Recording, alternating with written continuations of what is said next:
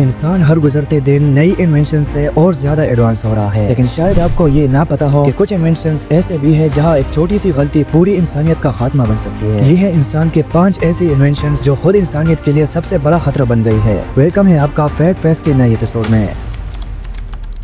1961 में Soviet union ने एक ऐसी न्यूक्लियर बॉम्ब टेस्ट की जो अब तक दुनिया का सबसे पावरफुल एक्सप्लोजन माना जाता है। इसे नाम दिया गया टजार बॉम्बा यानी बमों का बादशाह। ये बॉम्ब इतना बड़ा था कि इसका वेट 27 टन था। इसे नॉर्मल प्लेन ले ही नहीं सकता था। सिर्फ एक स्पेशली मॉडिफाइड बॉम्बर प्लेन बनाया गया जो इसे कैरी कर सके। जब प्लेन ने टजार बॉम्ब को आर्कटिक ओशन के एक रिमोट आइलैंड पर ड्रॉप किया तो साइंटिस्ट खुद भी शॉक हो गए।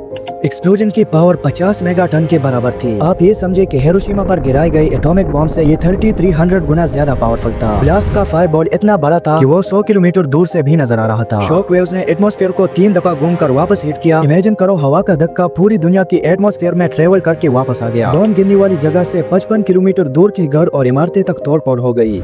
एक और इंटरेस्टिंग बात यह है कि टजार बॉम्ब असल में और भी पावरफुल बनाया गया था। सोवियत साइंटिस्ट इसे 100 मेगा टन तक रखना चाहते थे, लेकिन उन्हें डर था कि इसके कॉन्सिक्वेंसेस अनकंट्रोलेबल होंगे, इसलिए उन्होंने इसे हाफ पावर पे डिटोनेट किया। मतलब सोचो, ये हाफ पावर थी, फिर भी आज तक दुनिया का सबसे बड़ा एक्सप्लोजन है। इस टेस्ट ने दुनिया को ये दिखाया कि इंसान ने ऐसी ताकत बना ली है जो एक पल में पूरी दुनिया मिटा सकती है। और इसी वजह से आज तक टजार बॉम्ब सिर्फ एक टेस्ट तक सीमित रहा और दोबारा कभी यूज नहीं हुआ। 1993 में अमेरिका ने अलास्का के अंदर एक सीक्रेट प्रोजेक्ट शुरू किया जिसे नाम दिया गया हार्प यानी high frequency active auroral research program. ऊपर से तो ये एक साइंटिफिक रिसर्च प्रोग्राम था, लेकिन लोगों के लिए ये हमेशा से एक मिस्ट्री बनी रही। हार्प असल में एक बड़ा सा फील्ड है जिसमें हंड्रेड्स के बराबर ज्ञान एंटीनास लगे हुए हैं। ये एंटीनास मिलकर हाई फ्रीक्वेंसी रेडियो वेव्स को सीधा स्काई में यानी आयनोस्फीयर में भेजते हैं। आयनोस्फीयर वो लेयर है जो अर्थ के ऊपर होती है और जो हमारे कम्युनिकेशन सिग्नल्स और सैटेलाइट के लिए बहुत इंपॉर्टेंट है। ऑफिशियली साइंटिस्ट ये कहते हैं कि हार्प का पर्पस था रेडियो कम्युनिकेशन इंप्रूव करना, सबमरीन्स और एयरक्राफ्ट्स के सिग्नल्स को बेटर करना और नेचुरल ऑरोरास को समझना। लेकिन ये कहानी इतनी सिंपल नहीं है। लोगों ने इसके बारे में क्रेजी थ्योरीज बनाना स्टार्ट कर दी। कुछ लोग कहते हैं कि हार्प वेदर कंट्रोल मशीन है, मतलब अगर अमेरिका चाहे तो किसी भी मुल्क में आर्टिफिशियल बरसात, तूफान या सूखे ला सकता है। और यही नहीं, कॉन्स्पायरेसी थ्योरिस्ट तो ये तक कहते हैं कि हार्प के सिग्नल्स अर्थक्वेक ट्रिगर कर सकते हैं। 2010 में हैटी अर्थक्वेक और कुछ एशियन फ्लड्स लोग इन्हें हार्प के साथ कनेक्ट करते हैं। कुछ और थ्योरीज और भी अजीब है। फॉर एग्जांपल, लोगों का कहना है कि हार्प इंसानों के दिमाग के सिग्नल्स डिस्टर्ब करके उनकी सोच और इमोशंस को कंट्रोल कर सकता है, मतलब एक तरह का माइंड कंट्रोल वेपन।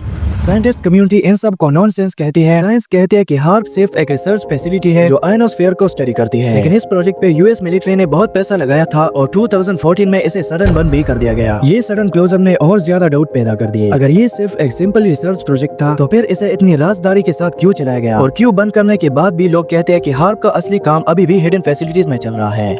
सोचने वाली बात यह है कि अगर इंसान वेदर और जमीन को कंट्रोल करने लगे तो फिर असली ताकत किसके पास होगी, साइंस के पास या पॉलिटिक्स के पास। 26 अप्रैल 1986 की रात यूक्रेन के एक शहर चेर्नोबिल में दुनिया का सबसे खतरनाक न्यूक्लियर एक्सीडेंट हुआ। ये एक्सीडेंट एक पावर प्लांट के रिएक्टर नंबर 4 में हुआ जो इलेक्ट्रिसिटी जनरेट कर रहा था। उस वक्त साइंटिस्ट और इंजीनियर एक सेफ्टी टेस्ट कर रहे थे। टेस्ट का पर्पस था देखना कि अगर पावर कट हो जाए तो रिएक्टर अपने बैकअप से चल पाता है या नहीं। लेकिन टेस्ट के दौरान एक बहुत बड़ी गलती हो गई। ऑपरेटर्स ने सेफ्टी सिस्टम ऑफ कर दिए और रिएक्टर विजिबल हो गया। कुछ ही मिनट्स में रिएक्टर का टेम्परेचर अनकंट्रोलेबल हो गया और फिर एक बड़ा ब्लास्ट हुआ।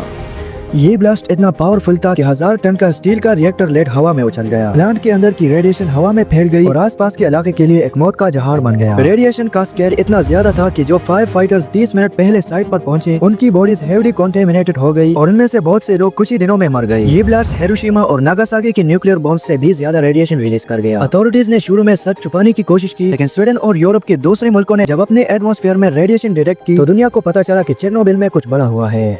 आसपास के प्रिप्यात शहर से लगभग 50,000 लोगों को जल्दी जल्दी इवैक्यूएट करना पड़ा। उनको बोला गया कि ये सिर्फ टेम्परेरी है, लेकिन वो लोग कभी अपने घर वापस नहीं गए। आज तक प्रिप्यात एक गोस्ट सिटी है जो फ्रीज हो चुकी है 1986 में। अगर उस वक्त इंजीनियर्स रिएक्टर को कंट्रोल करने में फेल हो जाते तो बाकी के 3 रिएक्टर्स भी ब्लास्ट कर जाते। अगर ऐसा होता तो पूरा यूरोप रेडिएशन से भर जाता और आधी दुनिया इंसान के रहने लायक न रहती। चेर्नोबिल डिजास्टर ने इंसान को एक सबक दिया। न्यूक्लियर एक तरफ इलेक्ट्रिसिटी का सोल्यूशन है, लेकिन दूसरी तरफ एक टिकिंग टाइम बॉम्ब भी है। आज भी चेर्नोबिल का एरिया एक्सक्लूजन जोन के नाम से जाना जाता है, जहां रेडिएशन का असर अभी तक खत्म नहीं हुआ। साइंटिस्ट कहते हैं कि एरिया को सेफ होने में 20,000 साल लग सकते हैं। कोल्ड वॉर के दौरान जब अमेरिका और सोवियत यूनियन एक दूसरे को न्यूक्लियर वेपन के साथ धमका रहे थे, यूएसएसआर ने एक ऐसी मशीन बनाई जो शायद दुनिया की सबसे खौफनाक इन्वेंशन थी। इसे कहा जाता है डेड हैंड सिस्टम यानी मौत का हाथ। इस सिस्टम का पर्पस था सिंपल। अगर कभी अमेरिका या कोई और कंट्री रशिया पे न्यूक्लियर अटैक करता है और अगर मॉस्को के लीडर मर जाए तो भी रशिया का जवाब तैयार होता। मतलब इंसान को बटन दबाने की जरूरत नहीं थी, सिस्टम खुद ही ऑटोमेटिक जवाब देता। डेड हैंड सिस्टम एक बड़े कंप्यूटर नेटवर्क और सेंसर पर बेस्ड था। ये सेंसर्स डिटेक्ट करते थे जमीन के अंदर की शॉक्स, रेडियो एक्टिव रेडिएशन का लेवल और कम्युनिकेशन सिग्नल्स मॉस्को से कट हुए हैं या नहीं। अगर ये सब सिग्नल्स कंफर्म कर देते कि रशिया पे न्यूक्लियर अटैक हुआ है तो डेड हैंड सिस्टम खुद बहुत एक्टिवेट हो जाता। फिर एक कमांड मिसाइल लॉन्च होती जो रशिया के दूसरे न्यूक्लियर सॉलिड्स को मैसेज भेजती, अटैक द एनिमी नाउ। मतलब अगर मॉस्को तबाह भी हो जाए और कोई इंसान जिंदा न रहे तो भी दुनिया के दूसरे हिस्सों में बैठे रशियन मिसाइल्स ऑटोमेटिक लॉन्च हो जाती। और फिर सोचो अमेरिका और यूरोप कुछ ही घंटों में फायरबॉल बन जाते। सबसे स्कैरी बात यह है कि एक्सपर्ट आज भी श्योर नहीं है कि डेड हैंड सिस्टम एक्टिव है या नहीं। कुछ लोग कहते हैं कि 1990s के बाद इसे बंद कर दिया गया, लेकिन कुछ मिलिट्री इनसाइडर्स कह रही है कि ये सिस्टम अब भी छुपा हुआ है और मॉडर्न टेक्नोलॉजी के साथ अपग्रेड भी किया गया है। इमेजिन करो एक ऐसा बटन जो इंसान के कंट्रोल में भी ना हो, अगर गलती से भी ट्रिगर हो जाए तो पूरी दुनिया मिनटों में तबाह हो जाए। इसीलिए डेड हैंड को द डूम्सडे मशीन कहा जाता है।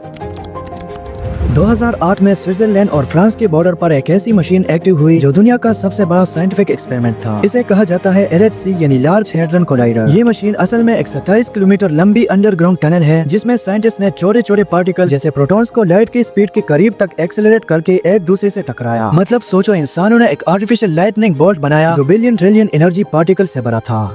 ऑफिशियली इसका पर्पस था यूनिवर्स के स्मॉलेस्ट सीक्रेट्स को समझना, जैसे बिग बैंग के बाद पहले कुछ सेकंड्स में क्या हुआ था, मैटर कैसे बना और सबसे इम्पोर्टेंट हिग्स बोसन पार्टिकल जिसे गॉड पार्टिकल भी कहा जाता है वो एग्जिस्ट करता है या नहीं। लेकिन जब LHC लॉन्च हुआ तो दुनिया भर में पैनिक फैल गया। कुछ साइंटिस्ट और मीडिया ने वार्न किया कि ये मशीन छोटे ब्लैक होल बना सकती है और अगर ऐसा हुआ तो वो ब्लैक होल्स धरती को अंदर खींच कर डिस्ट्रॉय कर देगी। लोगों को डर था कि LHC इंसान की बनाई हुई डूम्सडे मशीन बन सकती है।